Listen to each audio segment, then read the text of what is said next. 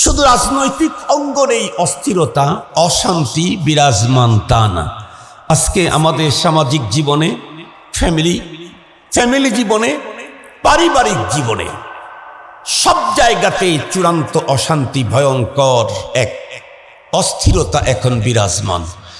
দিন যতই গড়তেছে আমাদের দেশে নতুন নতুন অপরাধের চিত্র সংগঠিত হচ্ছে, এটা আমরা আমাদের চোখে দেখছি।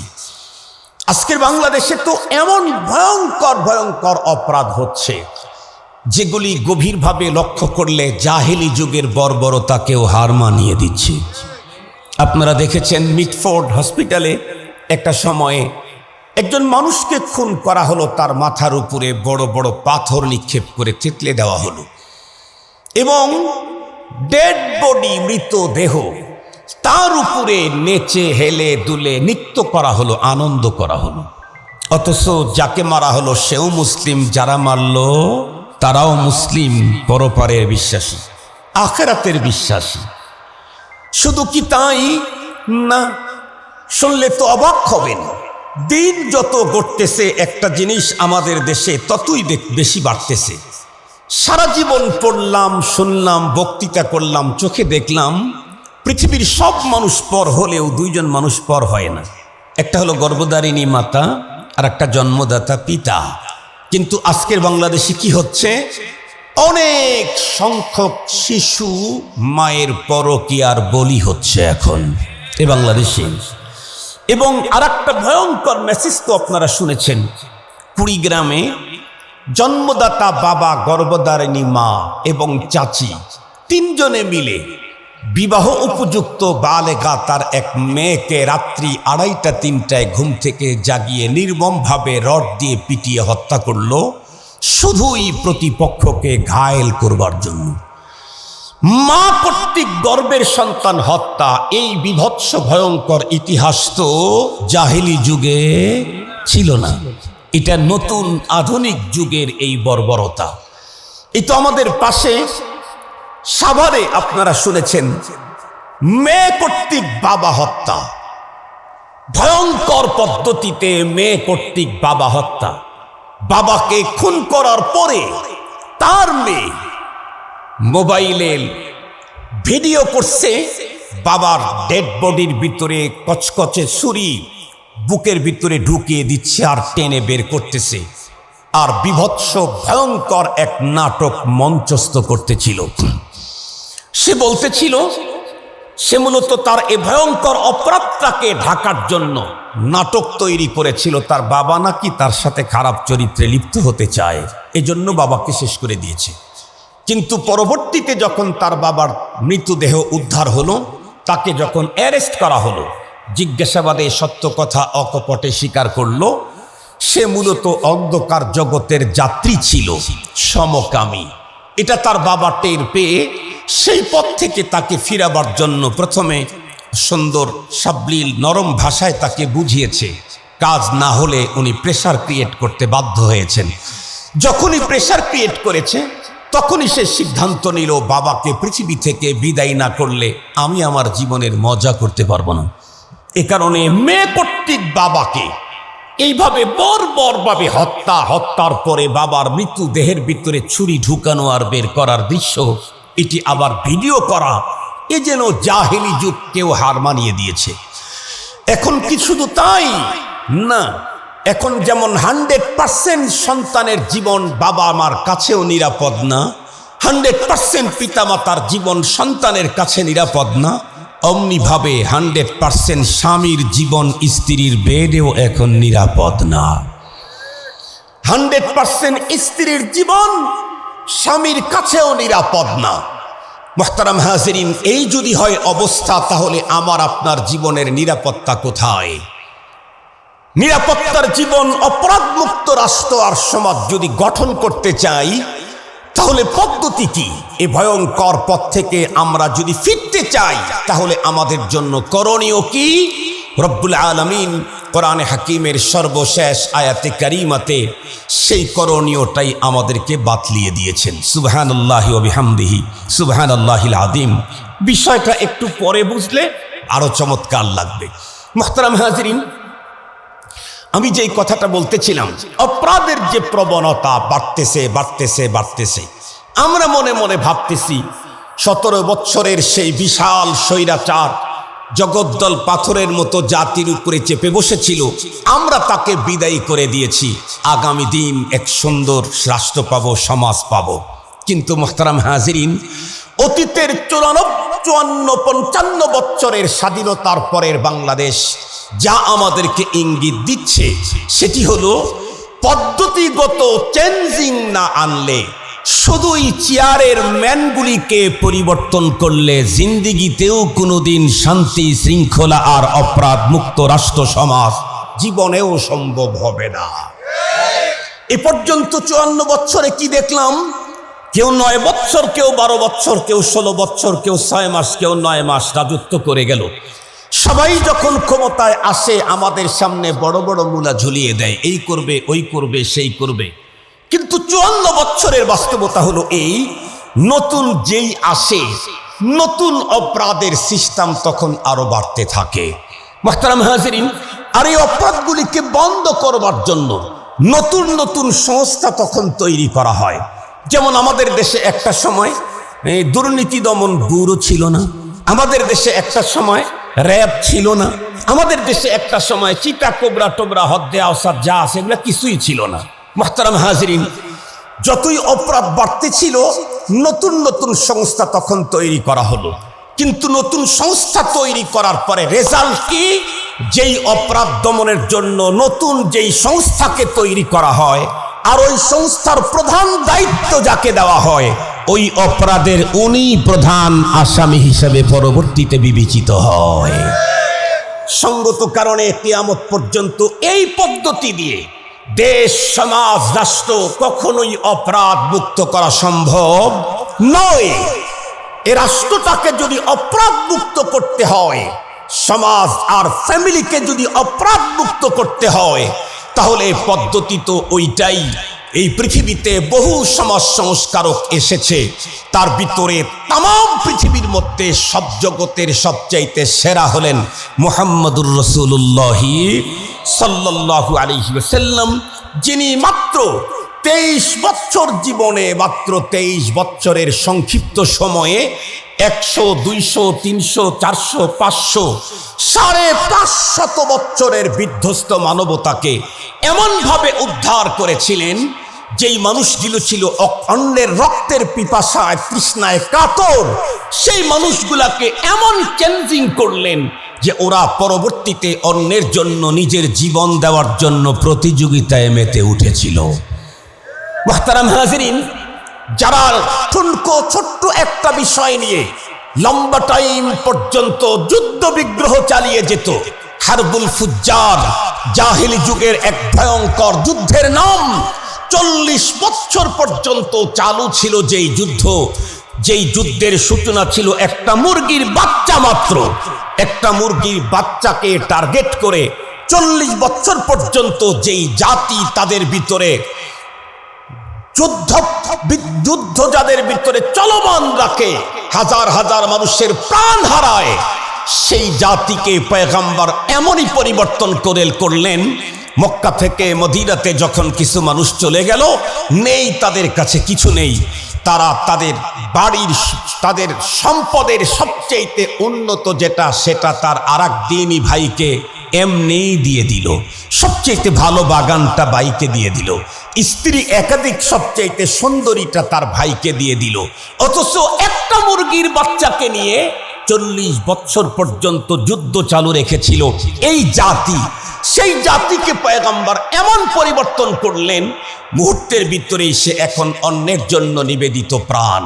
তাই তো একজন কবি বড় চমৎকার বলেছেন, দুরফেশানি নে তেরে কতরু কো দরিয়া কর দিয়া, दिल को रोशन कर दिया, आंखों को बीना कर दिया, खुद न थे जो राह पर औरू के हादी बन गए, क्या नजर थी जिसने मुर्दू को मसीहा कर दिया। যেই মানুষগুলি ছিল নিজেরাই পথ হারা, পয়গম্বর তাদের পিছনে 23 বছরের মেহনতে তাম দুনিয়ার মানুষের জন্য তারা পথ প্রদর্শক হয়ে গেলেন। এখন জিজ্ঞাসা হলো, নবীজি 100 বছরের বিধ্বস্ত মানবতা উদ্ধার করলেন কি দিয়ে? ওইটা কি এখনো পৃথিবীতে আছে? যদি থাকে তাহলে ওইটা আমরা এখন, ওর বিকল্প আর কোনো পথ নাই। মুহতারাম হাজিরিন, পয়গম্বর সমস্ত সাহাবায়ে কেরামের টোটাল লাইফের এই বিশাল পরিবর্তন এনেছিলেন খোদাই এক ভ্যাকসিন তাদের অন্তরে পুশ করার মাধ্যমে। খোদাই ভ্যাকসিন, ভ্যাকসিনের নাম তাকওয়া। কথা বলেন, সে ভ্যাকসিনের নাম কি? তাকওয়া। তাকওয়ার ভ্যাকসিন আল্লাহ পাক রব্বুল আলামিন তার হাবিবকে অর্ডার করলেন, এই ভ্যাকসিনটা তুমি মানুষের সিনা কলবের ভিতরে ঢুকিয়ে দাও। পয়গম্বর সাল্লাল্লাহু আলাইহি ওয়াসাল্লাম মানুষগুলিকে ধরে ধরে যাদের সিনাতে তাকওয়ার ভ্যাকসিন পুশ করলেন, বাস মুহূর্তের ভিতরেই লোকটার ভিতরে অস্বাভাবিক পরিবর্তন। মুসলমান ভাইরা রে আমার, ভালো করে বুঝবেন, আল্লাহর হাবিব যে তাকওয়ার ভ্যাকসিনের মাধ্যমে সাহাবায়ে কেরামের জীবনের এত বড় পরিবর্তন ঘটিয়েছিলেন, সেটি আল্লাহ পাকের কোরআনের মধ্যেই আছে। আপনারা প্রত্যেকেই জানেন, আল্লাহ পাক রব্বুল আলামিন বলেন, উলাইকাল্লাযীনা ইমতাহানাল্লাহু কুলুবাহুম লিত্তাকওয়া। আল্লাহ পাক রব্বুল আলামিন তার হাবিবকে অর্ডার করেছিলেন মানুষদেরকে ধরে ধরে তাদের কলবের উপরে মেহনত করবার জন্য। পয়গম্বর সাল্লাল্লাহু আলাইহি ওয়াসাল্লাম সাহাবায়ে কেরামদেরকে ধরে ধরে তাদের কলবের উপরে মেহনত করলেন। যেই ভ্যাকসিনটা দিলেন সেই ভ্যাকসিনের নাম হলো তাকওয়া। এই ভ্যাকসিনটা সাহাবায়ে কেরামের অন্তরে কত সুন্দর পুশ হয়েছে, কিভাবে কার্যকর হয়েছে, এইটাকে আবার পরীক্ষা করেছেন স্বয়ং রব্বুল আলামিন। আল্লাহ পাক রব্বুল আলামিন নিজে পরীক্ষা করে পরবর্তীতে রেজাল্ট আউট করেছেন। রাদিয়াল্লাহু আনহুম ওয়া রাদু আন। সাহাবায়ে কেরামের অন্তরের ভিতরে তাকওয়ার যে কন্ডিশন, তাতে আমি আল্লাহ পাক রব্বুল আলামিন রাজি আর খুশি, এবং তাদের জন্য পুরস্কার ঘোষণা করেছেন, ওয়া আ'আদ্দা লাহুম জান্নাতিন তাজরি তাহতাহাল আনহার। ভালো করে বুঝবার জন্য বলি, যতক্ষণ পর্যন্ত এদেশের মানুষের অন্তরের ভিতরে তাকওয়ার ভ্যাকসিন পুশ করা না হবে, ততক্ষণ পর্যন্ত যতই আইন করা হোক, যতই কারণ করা হোক, অপরাধ বন্ধের জন্য যত নতুন নতুন সংস্থা তৈরি করা হোক, আল্লাহর নামের শপথ করে বললে কাফারা দিতে হবে না। জীবনেও কোনোদিন দেশ সমাজ রাষ্ট্রকে অপরাধ মুক্ত করা সম্ভব নয়। যখনই কোনো একজন মানুষের অন্তরের ভিতরে তাকওয়া আল্লাহ ঢুকে পড়বে, এই লোকটা লোকালয়ে এবং অন্ধকারে জনসম্মুখে একা একা কোনো অবস্থাতেই কোনো অপরাধের সঙ্গে সম্পৃক্ত হতে পারে না। যতক্ষণ পর্যন্ত তাকওয়া আল্লাহ অন্তরে না ঢোকে, সে যে লেভেলের মানুষ হোক না কেন, অপরাধের সঙ্গে যুক্ত হতে সময় লাগে না। এ কারণেই সমাজ, রাষ্ট্র এবং বন্ধুরা আমার, ফ্যামিলিকে যদি অপরাধ মুক্ত করতেই যদি হয়, তাহলে বন্ধুরা আমার খোদাই ভ্যাকসিন তাকওয়া তাদের সিনার ভিতরে ঢুকানোর বিকল্প কোনো পথ নাই। যতক্ষণ পর্যন্ত তাকওয়া আল্লাহ মানুষের সিনায় না ঢুকবে, ততক্ষণ পর্যন্ত তাদেরকে হাজার আইন করে অপরাধ মুক্ত করা সম্ভব হবে না। তাকওয়া আল্লাহ যখন ঢুকে পড়বে, আল্লাহ পাকের ভয় যখন তাদের অন্তরে ঢুকবে, জোর করেও এই মানুষদেরকে তখন কোনো অপরাধের কাজে জড়ানো যাবে না। আপনারা দেখবেন, একটা ছেলে একটা সময় এতটাই নেশায় আক্রান্ত ছিল, নেশার জন্য বাবা মার উপরে টর্চার, এমনকি তাকে মারতে উদ্যত হতো। কিন্তু চলতে চলতে এই ছেলেটার অন্তরে যখন আল্লাহর সামনে দাঁড়াবার ভয়, পরপারের বিশ্বাস, আল্লাহ পাকের ভয় যখন ঢুকায় দেওয়া হয়, পরবর্তীতে তার ফ্রেন্ড সার্কেল হাজার বার তাকে বড় ধরনের অফার করলেও এই কাজে আপাতত সে কখনোই জড়িত হতে পারে না। মুহতারাম হাজিরিন, এ দেশটাকে যদি অপরাধ মুক্ত করতে হয়, তাহলে প্রতিটি মানুষের সিনায় তাকওয়া আল্লাহর ভ্যাকসিন নিশ্চিত করতে হবে। কিন্তু দুঃখের সাথে বলতে হয়, আমার দেশের রাজনৈতিক নেতারা, রাষ্ট্র, সমাজ, দেশ সবগুলাকে অপরাধ মুক্ত করতে বড় বড় লেকচার দিলে কি হবে? অপরাধ মুক্ত করবার জন্য যেই পথ পদ্ধতি, এদেশের উলামায়ে আকরাম আবিষ্কার করেন আল্লাহর কোরআন হাদিস থেকে, সেই পথ পদ্ধতিতে তারা নিজেরাও চলতে রাজি না, অন্যদেরকে চলতে দিতেও রাজি না। মুহতারাম হাজিরিন, বিগত সময় আপনারা দেখেছেন কোরআনের মাহফিল, দ্বীনি আলোচনার মজলিসে হাজারো বাধা এসেছে। এখনো নাকি কোনো জায়গায় বাধা আসে। যখনই কোরআনের কথা বলা হবে, যখনই সমাজকে অপরাধ মুক্ত করার কোনো পদক্ষেপ গ্রহণ করা হয়, যেই আলেম অগ্রণী ভূমিকা পালন করে তার বিরুদ্ধেই হাজারো ষড়যন্ত্রের জাল তখন তৈরি করা হয়। মুহতারাম হাজিরিন, স্পষ্ট ভাষায় বলতে চাই, সমাজ, রাষ্ট্র, দেশ টোটালটাকে অপরাধ মুক্ত করতে চাইলে কিয়ামত পর্যন্ত শুধু আইন তৈরি করে হবে না। সহজ কথা বলি, শরীয়তের ভিতরে হত্যা যেমন পাপ, আত্মহত্যাও, কথা বলেন না কেন? শরীয়তের ভিতরে মানুষ হত্যা করা পাপ না? আত্মহত্যা করা কি? আত্মহত্যাও পাপ। আমি এদেশের রাজনৈতিক পণ্ডিতদেরকে জিজ্ঞাসা করতে চাই, না হয় হত্যার জন্য কড়াকড়ি আইন করলেন, আইনের 100% প্রয়োগ করলেন, হয়তো বা মেনে নিলাম 1 মিনিটের জন্য, আধা মিনিটের জন্য আপনাদের কড়াকড়ি আইন, আর তার হত্যা বন্ধ হলেও আত্মহত্যা বন্ধ করার মতো কোনো আইন পৃথিবীর কোনো মানুষের কাছে নাই। আত্মহত্যার মতো ভয়ঙ্কর অপরাধ থেকে প্রতিটি মানুষকে রক্ষা করতে চাইলে হত্যা এবং আত্মহত্যা সব অপরাধ থেকে মানুষকে মুক্ত করতে পারে একটা ভ্যাকসিন, তার নাম হলো তাকওয়ার ভ্যাকসিন।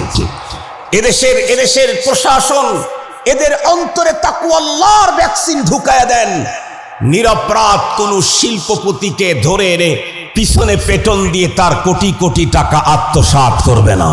নিরপরাধ মানুষদের উপরে হত্যার, বড় ধরনের অপরাধের, নিরপরাধ মানুষদেরকে এই জাতীয় অপরাধের ট্যাগ লাগায়া তাদের সম্পদ লুণ্ঠন করবে না। এদেশের বিচারপতিদের অন্তরের ভিতরে তাকওয়া আল্লাহর ভ্যাকসিন ঢুকান। একজন মানুষ কখনো বিচারের নামে প্রহসনের শিকার হবে না। এদেশের প্রতিটি রাজনীতিবিদের অন্তরে তাকওয়ার ভ্যাকসিন ঢুকান।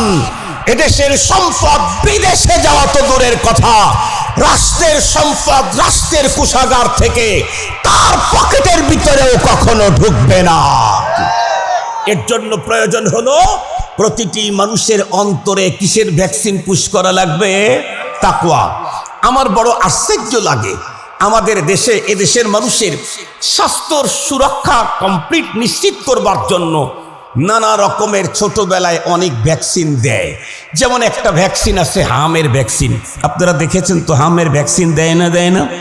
ভ্যাকসিন সপ্তাহ যখন আসে, আমি নিজে দেখেছি, শুধু হাসপাতালগুলোকে ভ্যাকসিন দেওয়ার ব্যবস্থা না, বরং বিভিন্ন এই বাস টার্মিনালে, তারপরে কি বলে ট্রেন স্টেশনে, এমনকি রাস্তার টার্নিং পয়েন্টে এবং বড় বড় ব্রিজ যেখানে টোল প্লাজা থাকে, সেই টোল প্লাজাতেও অস্থায়ী ক্যাম্প করে।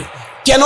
প্রত্যেকটা শিশুকে হামের টিকা নিশ্চিত করবার জন্য এত গুরুত্বপূর্ণভাবে এ কাজটা করে।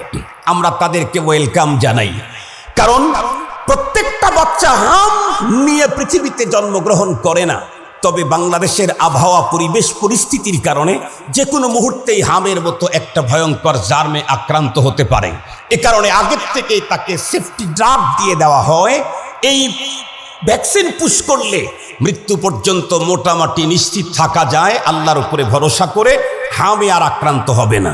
আপনাদেরকে ধন্যবাদ, একজন মানুষের দেহকে হামের মতো জার্ম থেকে রক্ষা করার জন্য ভ্যাকসিন যেমন নিশ্চিত করেছেন, তার চাইতে বেশি প্রয়োজন ছিল এদেশের প্রতিটি মানুষকে অন্যায় অপরাধের মতো ভয়ঙ্কর কাজ থেকে রক্ষা করার জন্য, সেফটি দেওয়ার জন্য প্রতিটা মানুষের সিনায় তাকওয়ার ভ্যাকসিন পুশ করে দেওয়া। তাকওয়ার ভ্যাকসিন যদি প্রতিটি মানুষের সিনায় পুশ করতে পারি, তাহলে মুহতারাম হাজিরিন, এই দেশ, এই সমাজ 100% অপরাধ মুক্ত হবে।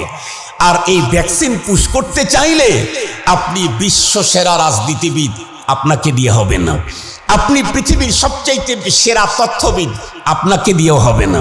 আপনি দুনিয়ার ভিতরে সবচাইতে বড় আবিষ্কারক, আপনাকে দেওয়া হবে না। আপনি পৃথিবীর ভিতরে সবচাইতে বড় স্বাস্থ্য বিজ্ঞানী, আপনাকে দেওয়াও হবে না। কারণ সব কাজ সব জায়গায়, কথা বলেন না কেন, সব কাজ সব জায়গায় হয় না। শরীরের কোনো কোনো অঙ্গের পরীক্ষার জন্য সবাই সারা ঢাকা থেকে পাঠায় মহাখালীতে, কথা বলেন না কেন ভাই? এরকম পরীক্ষা আসে না? সমস্ত হাসপাতাল থেকেই পাঠায় মহাখালীতে। এটা কিন্তু স্বাস্থ্যেরই একটা বিষয়, স্বাস্থ্যের একটা পরীক্ষা। বাংলাদেশের উন্নত এরিয়া আছে, গুলশান হয় না, তারপরে কি বলে বসুন্ধরা হয় না, আরো উন্নত এরিয়ায় হয় না, মহাখালীতে হয়। এটা ওখানেই হয়। ঠিক তদ্রূপ তাকওয়ার ভ্যাকসিন নেতাকে দেয়া হয় না, ইঞ্জিনিয়ারকে দেয়া হয় না, ব্যারিস্টারকে দেয়া হয় না, রাজনীতিবিদকে দেয়া হয় না, প্রকৌশলীকে দেয়া হয় না। তাকওয়ার ভ্যাকসিন পুশ করতে চাইলে রব সর্বপ্রথম তার রাসূলকে বলেছেন, আপনি পুশ করে দেন। নবী দুনিয়া থেকে চলে গেছেন, কিয়ামত পর্যন্ত নবীর কাজ ওয়ারাসাতুল আম্বিয়া উলামায়ে কেরাম করছেন। সঙ্গত কারণে তাকওয়ার ভ্যাকসিন পুশ করাইতে চাইলে আলেমকেই লাগবে, আলেম ছাড়া হবে না। আর আলেম ছাড়া তাকওয়ার ভ্যাকসিন পুশ হবে না। তাকওয়া ছাড়া দেশ কখনো অপরাধ মুক্ত হবে না। সঙ্গত কারণে রাষ্ট্র কখনো আলেম ছাড়া অপরাধ মুক্ত হতে পারে না। সমাজ বলেন, দেশ বলেন, রাষ্ট্র বলেন, ফ্যামিলি বলেন, টোটালটাকে অপরাধ মুক্ত করতে চাইলে সবচাইতে বড় ভূমিকা কার? উলামায়ে কেরামের, কথা বলেন কার? সঙ্গত কারণে উলামায়ে কেরামকে বাইপাস করে, উলামায়ে কেরামকে মাইনাস করে কখনোই এ দেশের ভিতরে শান্তি প্রতিষ্ঠার কোনো সম্ভাবনাই নেই। তাকওয়ার ভ্যাকসিন এমনই এক ভ্যাকসিন, এক ভ্যাকসিন পুশ করলে লোকটা যেমন সব ধরনের অপরাধ থেকে নিজেকে মুক্ত রাখতে পারে, সাথে সাথে কোরআনে পাকের বিসমিল্লাহর বা থেকে সূরা নাসের সিন পর্যন্ত টোটালটার উপরে জীবন গড়া তার জন্য অতি আসান হয়ে যায়। এ কারণেই আল্লাহ পাক রব্বুল আলামিন সবার শেষে যে আয়াতে কারিমা নাজিল করলেন, সেইখানে যে অর্ডারটুকুন আমাদেরকে দিলেন, সেই অর্ডারটা হলো ওয়াত্তাকু, তোমরা তোমাদের অন্তরে তাকওয়া অর্জন করো। কিসের তাকওয়া? ইয়াউমান তুরজাউনা ফিহি ইলাল্লাহ, ওই দিনের ভয় তুমি তোমার অন্তরে ঢুকাও, যেদিন তোমাদের প্রত্যেককে ফিরে যেতে হবে কার কাছে? আল্লাহর কাছে। সেই দিন ফিরে গেলে কি হবে? সুম্মা তুওয়াফা কুল্লু নাফসিম মা কাসাবাত ওয়া হুম লা ইউযলামুন। তোমার জীবনে তুমি যা অর্জন করেছো টোটাল তার ফাইনাল পুরাপুরি পাওনা তোমাকে দিয়ে দেওয়া হবে। ফামান ইয়ামাল মিসকালা দাররাতিন খায়রান ইয়ারা ওয়া মান ইয়ামাল মিসকালা দাররাতিন শাররান ইয়ারা। তুমি অনুপরমাণু পরিমাণে কোনো ভালো করেছো, এটা তোমাকে দেখানো হবে। এই যে তোমার কাজ, এই যে তোমার ফলাফল। একদম ছোট্ট থেকে ছোট্ট কোনো অপরাধ তুমি করেছো, এটা তোমার দেখানো হবে। এই যে তোমার এই কাজ, এটা তোমার ফলাফল।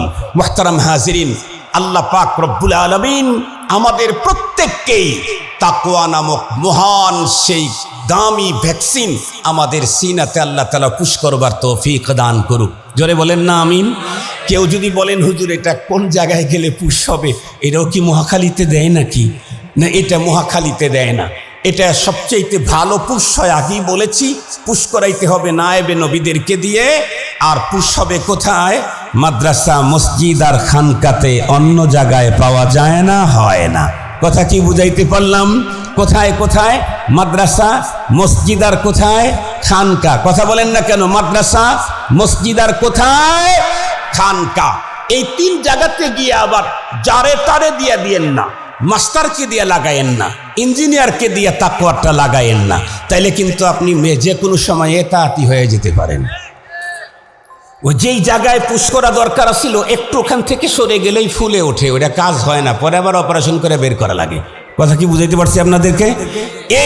এই ভ্যাকসিন পুশ করতে নায়েবে নবী উলামায়ে কেরাম লাগবে। আল্লাহ পাক আমাদের সকলকে এই যতটুকুন আলোচনা করলাম, এই আলোচনাটুকুন বুঝবার, এর উপরে জীবন গড়বার তৌফিক দান করুক। একটু জোরে বলেন না আমিন। আমরা ছোটবেলা থেকেই যদি সন্তানদের সিনাতে তাকওয়ার যদি এই ভ্যাকসিনটা পুশ করাতে পারি, তাহলে ওই সন্তান বড় হলে আমার আর কোনো শঙ্কা থাকবে না যে আমাকে বৃদ্ধাশ্রমে পাঠাবে, আমাকে রাস্তায় কোথাও ফেলে রেখে আসবে, আমি কথা বললে আমার উপরে জোরে আওয়াজ করবে, এই শঙ্কা আপনার তখন থাকবে না। আপনার সন্তান আপনার বার্ধক্যতায় আপনাকে রেখে শ্বশুর বাড়িতে পাড়ি জমাবে, বিদেশে চলে যাবে, আর দেশে ফিরবে না, এই জাতীয় কোনো শঙ্কাই থাকবে না। ছোটবেলা থেকেই যদি ওদের কোমলমতি হৃদয়ে অন্যের ভয় না, অন্য কিছুর ভয় না, আল্লাহর ভয়টা যদি ঠিকঠাক মতো ঢুকানো যায়, তাহলে দুনিয়াতে আমি শান্তি পাবো, পরকালে আমার মুক্তি হবে, সমাজ, রাষ্ট্র এবং দেশ অপরাধ মুক্ত হতে পারবে। আল্লাহ তাআলা আমাকে আউয়ালান এই ভ্যাকসিন নেয়ার তৌফিক দান করুক, আমার ফ্যামিলির সকল সদস্যদেরকে খোদাই মহামূল্যবান ভ্যাকসিন আল্লাহ তাআলা পুশ করে নেওয়ার তৌফিক দান করুক, আপনাদেরকেও তৌফিক দান করুক। আমি আপনাদের সবার কাছে দোয়া চেয়ে নিচ্ছি, আল্লাহ তাআলা আমাদের এই জামিআতুত তারবিয়াকে যেন আল্লাহ তাআলা সারা দুনিয়ার ভিতরে হাতে গোনা কয়েকটি প্রতিষ্ঠানের সিরিয়ালের সেরাদের সেরা হিসাবে কবুল করে নেন। আবারও কি বলছি, আমিনটা ভালো করে বুঝে বলেন। আল্লাহ যেন আমাদের এই জামিআতুত তারবিয়াকে পৃথিবীর সেরা প্রতিষ্ঠানের সেরাদের সেরা হিসাবে কবুল করে নেন। এই প্রতিষ্ঠানের প্রতিষ্ঠাতা মহাপরিচালক আমাদের সকলেরই হৃদয়ের মানুষ, অন্তরের মানুষ, কি বলেন, যার জন্য বাংলাদেশে হাজার হাজার, শুধু পুরুষ না, এই যার জন্য বাংলাদেশের হাজার হাজার নারীরাও উনি যখন ছিলেন কারাগারে তখন রোজা রেখেছেন, কান্না করেছেন, সাদকা করেছেন, জানের সাদকা দিয়েছেন, লম্বা টাইম পর্যন্ত তাহাজ্জুদে কান্না করেছেন। ছোট্ট একটা কারগুজারি শুনাই। ভাই তখন ইসে ভিতরে আমি গিয়েছি আল্লাহর ঘরে, এক মহিলা, আমি তার জীবনে দেখি নাই, বোরকা পরা, সে তো হারামের ওইখানে মিসফালাতে, উনি এসে সামনে এসে আমাকে সালাম দিলেন, ওয়ালাইকুম আসসালাম, বোরকা পরা। তো ভাবে বুঝলাম মিনিমাম ওনার বয়স 65 থেকে 70-এর মাঝামাঝি হবে মেয়েটার বয়স। সালামের শব্দে বুঝলাম সিলেটের লোক হবে। তো পরে আমাকে বলতেছে, আপনি আব্দুল বাসিত খান? জি। বলতেছে, মামুনুল হক আপনার বন্ধু? জি। এ কথা বলে উনি কেঁদে দিলেন। কেঁদে দিয়ে বললেন, আমি মামুনুল হক সাহেবের জন্য হারামের কি বলে মক্কা মদিনার যত জায়গায় দোয়া কবুল হয় তত জায়গায় কান্না করতেছি। ভাইয়ের সাথে একবার আমার 1-2 বার কথা হয়েছে ভিতরে থাকতে, আমাকে বলতেছিল, ভাই সভাপতি সাহেব আপনি আপনার অধীনস্থদের জন্য কি করলেন? ভাই মস্কারি করতেছে। আমি বললাম, ভাই আমরা সবাই মিলে বাইরে থেকে যা করতেছি আপনি ভিতরে থেকে তার চাইতে 3 গুণে বেশি অর্জন হয়ে যেতেছে। কারণ আমরা একা একা এসে বলতেছি মক্কা মদিনাতে লাব্বাইক আল্লাহুম্মা লাব্বাইক, আর হাজার হাজার লাখ হাজিদের কণ্ঠে লাব্বাইকের ওই মুহূর্তে মামুনুল হকের জন্য কান্না। আপনি যদি বাইরে থাকতেন আপনার একটা লাব্বাইক হতো, আপনি ভিতরে থাকার কারণে লক্ষ কণ্ঠে লাব্বাইকের মুহূর্তে আপনার আওয়াজ। আল্লাহ তাআলা আমার ভাইকে সব ধরনের শরীরদের শারারত থেকে, হাসেদিনদের হাসাদ থেকে হেফাজত করুক। আল্লাহ তাআলা যেন আমার ভাইকে দিয়ে এদেশে ইসলামী রাজনীতিকে বিশেষ একটা পজিশন পর্যন্ত নিয়ে যায়। আমার ভাই পৃথিবী থেকে বিদায়ের 1000 বৎসর পর্যন্ত যেন জীবিত থাকার মতো তৌফিক আল্লাহ তাকে দান করে দেয়। ওয়া আখিরু দাওয়ানা আলহামদুলিল্লাহি রাব্বিল আলামিন। আসসালামু আলাইকুম ওয়া রাহমাতুল্লাহ।